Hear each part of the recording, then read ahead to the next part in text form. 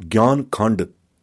ਧਰਮ ਖੰਡ ਦੇ ਇਮਤਿਹਾਨ ਵਿੱਚ ਪੂਰੇ ਉਤਰੇ ਹੋਏ ਪੰਚ ਪ੍ਰਵਾਨ ਜਨਾਂ ਨੂੰ ਹੀ ਗਿਆਨ ਖੰਡ ਦਾ ਤਤ ਗਿਆਨ ਜ਼ਹੂਰ ਪਜ਼ੀਰ ਹੁੰਦਾ ਹੈ। ਉਹ ਗਿਆਨ ਖੰਡ ਦੀ ਲਖਤਾ ਦੇ ਨਦਰ ਦ੍ਰਿਸ਼ਟੇ ਹੋ ਕੇ ਗਿਆਨ ਖੰਡ ਵਿੱਚ ਵਰਤ ਰਹੇ ਤਤ ਵਰਤਾਰੇ ਦੇ ਤਤ ਵੇਤਾ ਹੋ ਜਾਂਦੇ ਹਨ।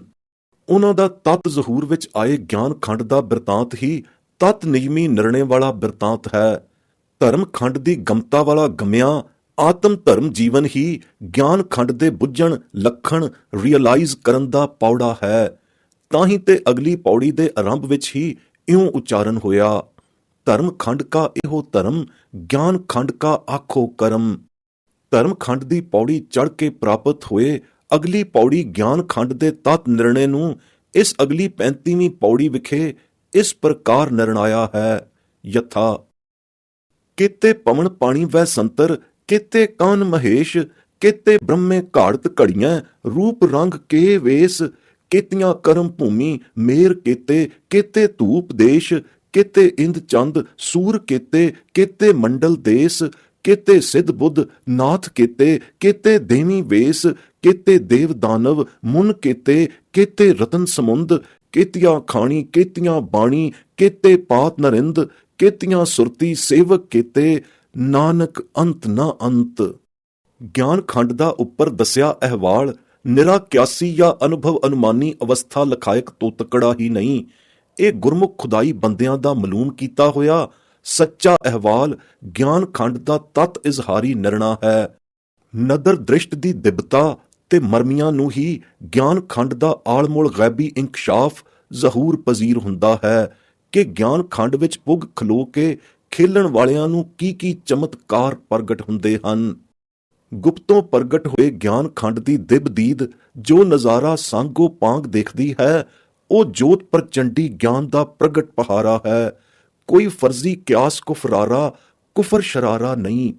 ਗਿਆਨ ਖੰਡ ਦੀ ਅਥਾਹਤਾ ਅੰਦਰ ਅਨੇਕ ਪ੍ਰਕਾਰ ਦੀਆਂ ਅਗਿਣਤ ਪਾਉਣਾ ਇਸ ਮਾਤ ਲੋਕੀ ਵਾਯੂ ਮੰਡਲੀ ਪਾਉਣਾ ਤੋਂ ਅਧਿਕ ਵਿਲੱਖਣੀ ਬਚਿੱਤਰ ਪਾਉਣਾ ਹਨ। ਅਨੇਕ ਪ੍ਰਕਾਰ ਦੇ ਅਣਗਿਣਤ ਪਾਣੀ ਹਨ ਅਤੇ ਅਨੇਕ ਪ੍ਰਕਾਰ ਦੀਆਂ ਅਗਿਣਤ ਅਗਨੀਆਂ ਹਨ। ਬੇਅੰਤ ਹੀ ਵਿਸ਼ਨੂੰ ਅਤੇ ਬੇਅੰਤ ਵਿਸ਼ਨ ਅਵਤਾਰੀ ਕਾਨ ਕ੍ਰਿਸ਼ਨ ਕਨਈਆ ਹਨ ਅਤੇ ਬੇਅੰਤ ਮਹਾਦੇਵ ਸ਼ਿਵ ਰੁਦਰ ਹਨ ਅਤੇ ਬੇਅੰਤ ਹੀ ਬ੍ਰਹਮੇ ਹਨ ਜੋ ਬੇਅੰਤ ਰੂਪਾਂ ਰੰਗਾਂ ਵੇਸਾਂ ਦੀ ਜਗ ਰਚਨਾ ਦੀ ਸਾਜਨਾ ਸਾਜਣ ਲਾਏ ਹੋਏ ਹਨ। ਬੇਅੰਤ ਪ੍ਰਕਾਰ ਦੀਆਂ ਕਰਮ ਭੂਮੀਆਂ ਅਤੇ ਬੇਅੰਤ ਹੀ ਸੁਮੇਰ ਪਰਬਤ, ਬੇਅੰਤ ਹੀ ਧਰੂ ਹਨ। ਬੇਅੰਤ ਹੀ ਨਾਨਾ ਪ੍ਰਕਾਰੀ ਧਰੂਆਂ ਸਹਿਤ ਉਪਦੇਸ਼ ਅਤੇ ਉਪਦੇਸ਼ਣ ਹਾਰੇ ਹਨ। ਬੇਅੰਤ ਹੀ ਤਾਰੇ ਸਤਾਰਿਆਂ ਮਈ ਮੰਡਲ ਹਨ ਅਤੇ ਬੇਅੰਤ ਹੀ ਮੰਡਲਾਂ ਦੇ ਦੇਸ਼ ਹਨ। ਬੇਅੰਤ ਹੀ ਇੰਦਰ ਹਨ, ਬੇਅੰਤ ਹੀ ਚੰਦ ਸੂਰਜ ਹਨ, ਬੇਅੰਤ ਹੀ ਸਿੱਧ, ਬੇਅੰਤ ਹੀ ਬੁੱਧ ਤੇ ਬੇਅੰਤ ਹੀ ਨਾਥ ਹੋ ਗੁਜ਼ਰੇ ਹਨ ਤੇ ਹੋਣਗੇ, ਹਰ ਸਮੇਂ ਹੁੰਦੇ ਰਹਿਣਗੇ। ਬੇਅੰਤ ਹੀ ਵੇਕੋ ਵੇਕੀ ਦੇਵੀਆਂ, ਬੇਅੰਤ ਹੀ ਦੇਵਤੇ, ਬੇਅੰਤ ਹੀ ਦੈਂਤ, ਬੇਅੰਤ ਹੀ ਰਿਖੀ ਮੁਨੀ ਹੋਏ ਹਨ ਅਤੇ ਹੋਣਹਾਰ ਹਨ। ਭੂਤ ਭਵਿੱਖ ਭਵਾਨ ਦੀ ਸਾਰੀ ਰਚਨਾ ਗਿਆਨ ਖੰਡ ਸਾਪੇਖਸ਼ਾਰੀਆਂ ਨੂੰ ਸਦਾ ਸਨਮੁਖ ਸੋਹੇ ਹੈ। ਬੇਅੰਤ ਹੀ ਰਤਨ ਹਨ ਅਤੇ ਬੇਅੰਤ ਰਤਨ ਸਮੁੰਦ ਹਨ। ਬੇਅੰਤ ਹੀ ਖਾਣੀਆਂ, ਬੇਅੰਤ ਹੀ ਬਾਣੀਆਂ ਅਤੇ ਬੇਅੰਤ ਪਾਤ ਨਿਰੰਦਾਣੀਆਂ ਰਚਨਹਾਰ ਕਰਤਾਰ ਦੀ ਅਪਾਰ ਰਚਨਾ ਅੰਦਰ ਹਨ। ਗਿਣਤੀ ਦੀਆਂ ਖਾਣੀਆਂ ਬਾਣੀਆਂ ਦਾ ਇੱਥੇ ਅੰਤ ਨਹੀਂ। ਇਹਨਾਂ ਖਾਣੀਆਂ ਬਾਣੀਆਂ ਦੇ ਵਰਣਨ ਕਰਨ ਵਾਲੀਆਂ ਸੁਰਤੀਆਂ ਸਿਮਰਤੀਆਂ ਵੀ ਬੇਅੰਤ ਹਨ। ਬੇਅੰਤ ਬ੍ਰਹਮੰਡਾਂ ਦੀਆਂ ਵਸਦੀਆਂ ਦੁਨੀਆਂ ਹਨ ਤੇ ਬੇਅੰਤ ਹੀ ਸੁਰਤੀਆਂ ਬਿਰਤੀਆਂ ਫਿਲਾਸਫੀਆਂ ਆਦਿ ਰਚਨਹਾਰੇ ਨਰਮੁਨ ਜਨ ਰਿਸ਼ੀ ਪੈਗੰਬਰ ਉਲਮਾ ਤੇ ਹਕੀਮ ਹਨ, ਜਿਨ੍ਹਾਂ ਦਾ ਅੰਤ ਪਾਰਾਵਾਰ ਕਦੈਤ ਵੀ ਨਹੀਂ ਪਾਇਆ ਜਾ ਸਕਦਾ।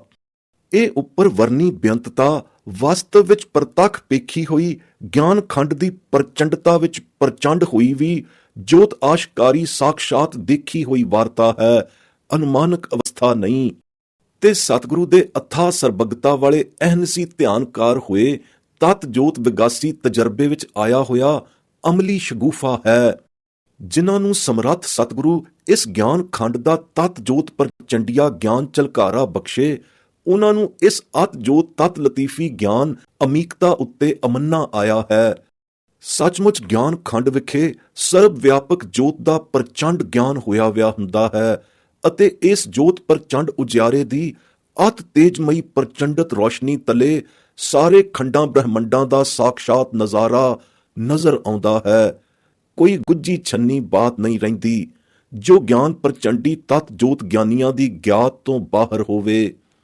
ਤਾਂ ਹੀ ਤੇ ਗਿਆਨ ਖੰਡ ਮੈਂ ਗਿਆਨ ਪ੍ਰਚੰਡ ਵਾਲੀ ਲਾਜ਼ਮ ਮਲਜ਼ੂਮ ਸੱਚਾਈ ਓਤ ਪੋਤ ਹੈ, ਅਰਥਾਤ ਗਿਆਨ ਖੰਡ ਸੋਹੇ ਜਿੱਥੇ ਕਿ ਗਿਆਨ ਪ੍ਰਚੰਡ ਉਜਿਆਰੇ ਵਿੱਚ ਜੋਤ ਅਫਗਨ ਹੋਏ ਆਉਂਦੀ ਹੈ। ਨਾਮ ਜਪਤ ਕੋਟ ਸੂਰ ਉਜਾਰਾ, ਬਿਨ ਸਹਿ ਭਰਮ ਅੰਧੇਰਾ। ਇਸ ਤਤ ਗਿਆਨ ਉਜਿਆਰੇ ਅੰਦਰ ਭਰਮ ਭੇਦ ਵਾਲੀ ਸ਼ੱਕੀ ਗੱਲ ਕੋਈ ਰਹਿੰਦੀ ਹੀ ਨਹੀਂ।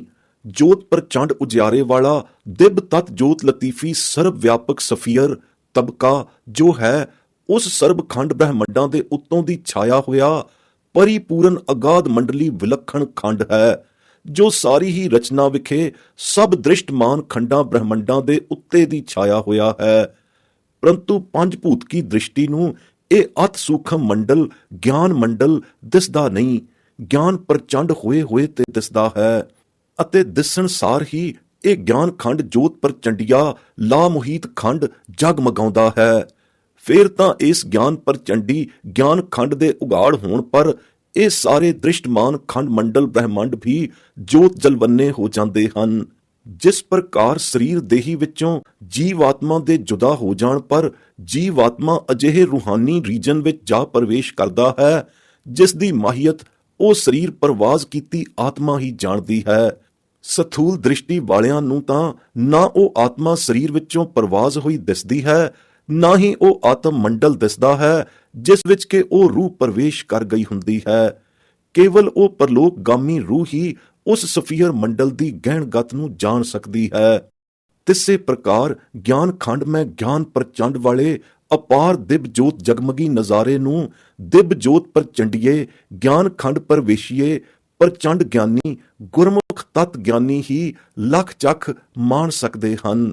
ਗਿਆਨ ਖੰਡ ਮੈਂ ਗਿਆਨ ਪ੍ਰਚੰਡ ਦਾ ਨਜ਼ਾਰਾ ਅਤਿਅੰਤ ਹੀ ਅਨੰਦ ਬਿਨੋਦੀਆ ਬਿਸਮ ਅਨੰਦੀਆ ਹੁੰਦਾ ਹੈ, ਜਿੱਥੇ ਕਿ ਤਿੱਥੈ ਨਾਦ ਬਿਨੋਦ ਕੋਡ ਆਨੰਦ ਦੇ ਭਾਵ ਅਨੁਸਾਰ ਕੋਟਾਨ ਕੋਟ ਆਨੰਦਮਈ ਬਿਸਮ ਬਿਨੋਦੀ ਅਨਹਦ ਨਾਦ ਸੁਣਾਈ ਦੇਣ ਲੱਗ ਜਾਂਦੇ ਹਨ।